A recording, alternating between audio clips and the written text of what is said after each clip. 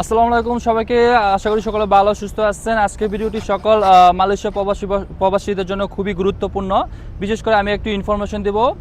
অনেক প্রবাসী হয়তো বা জানেন না। বিশেষ করে আমরা দেখি আমাদের প্রবাস জীবনে অনেক প্রবাসী ভাই কর্মক্ষেত্রে কিংবা বাসায় অথবা রুমে সে মৃত্যুবরণ করে, পরবর্তীতে তার লাশ দেশে পাঠানোর ক্ষেত্রে অনেক সমস্যা পড়তে হয়।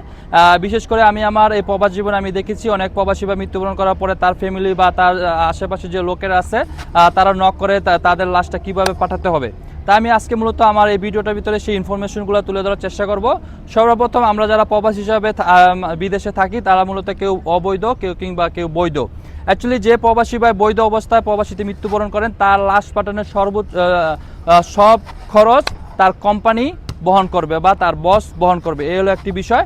আর যে প্রবাসী ভাই অবৈধ অবস্থায় প্রবাস জীবনে মৃত্যুবরণ করেন তার লাশ যেহেতু তার কোনো বস বা কোম্পানি নাই, সেক্ষেত্রে তার পার্সোনালি যে ফ্যামিলি বা পরিবার অথবা তার ফ্যামিলি যদি তাকে লাশটা বিদেশ থেকে দেশে নেওয়ার মতো যদি সামর্থ্য না থাকে, তার পরিবারের পক্ষ থেকে যে কোনো একজন গিয়ে যদি বাংলাদেশ হাই কমিশনে গিয়ে আবেদন করে, তাহলে বাংলাদেশ হাই কমিশন কি করবে, তার লাশটা দেশে পাঠানোর জন্য ব্যবস্থা করবে। তবে ফ্রিতে তারা এই লাশটি দেশে পাঠানোর ব্যবস্থা করবে। তবে অবশ্যই এই দেশে যারা লাশ পাঠায় তাদেরকে মূলত কয়েকটি কাজ করতে হয়। সর্বপ্রথম লাশটাকে দেশে পাঠানোর জন্য মালয়েশিয়াতে অনেকগুলো ফ্যানারেল কোম্পানি আছে বা এজেন্ট আছে যেগুলোকে গ্যাসকেট বলে। সর্বপ্রথম একটি গ্যাসকেট কোম্পানিকে নিয়োগ দিতে হবে লাশটা দেশে মানে বিদেশ থেকে দেশে পাঠানোর ক্ষেত্রে। দ্বিতীয়ত হলো বাংলাদেশ থেকে তার ফ্যামিলি, যেমন তার যদি বাবা মা কিংবা স্ত্রী যদি লাশটা রিসিভ করতে চায় এয়ারপোর্ট থেকে, তাহলে তার কি করতে হবে, তার একটি ভোটার আইডি কার্ডের কপি দিতে হবে, তারপর তার মোবাইল নম্বর দিতে হবে এবং কি বাংলাদেশ থেকে যে প্রবাসী ভাইটি বিদেশে মৃত্যুবরণ করে তার জন্য একটি উপজেলা কিংবা ইউনিয়ন পরিষদ থেকে একটি ডেথ সার্টিফিকেট তৈরি করে তার ওই গ্যাসকেট কোম্পানিকে দিতে হবে।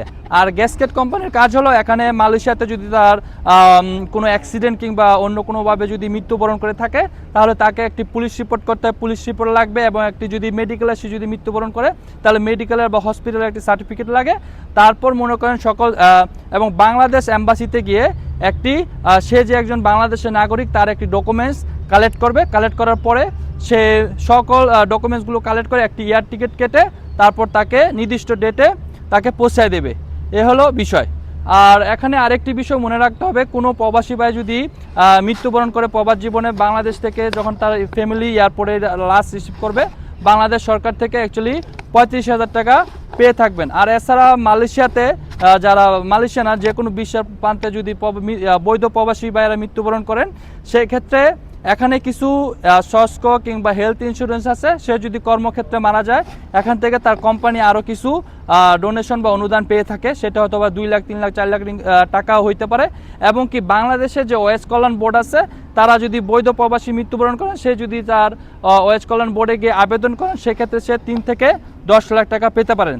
তাই আমি সকল প্রবাসী ভাইদেরকে বলবো, আপনারা বৈধভাবে প্রবাস জীবনে থাকুন এবং বৈধভাবে আপনারা ইনকাম করুন। এবং বৈধভাবে যদি আপনি প্রবাস জীবনে আল্লাহ না করুক মৃত্যুবরণ করেন, তাহলে কিন্তু আপনার যাবতীয় কাজগুলো প্রসেসিংগুলো খুব সহজ হবে। তাই আশা করি অনেক প্রবাসী ভাইয়েরা এই বিষয়গুলো জানতে পারছেন এবং কি যারা জানেন না তারা অবশ্যই ভিডিওটি শেয়ার করে অন্য প্রবাসী ভাইকে জানার সুযোগ করে দেন। ধন্যবাদ সবাইকে। ভালো থাকবেন, সুস্থ থাকবেন এবং প্রবাস জীবনে হালালভাবে ইনকাম করবেন। ধন্যবাদ সবাইকে।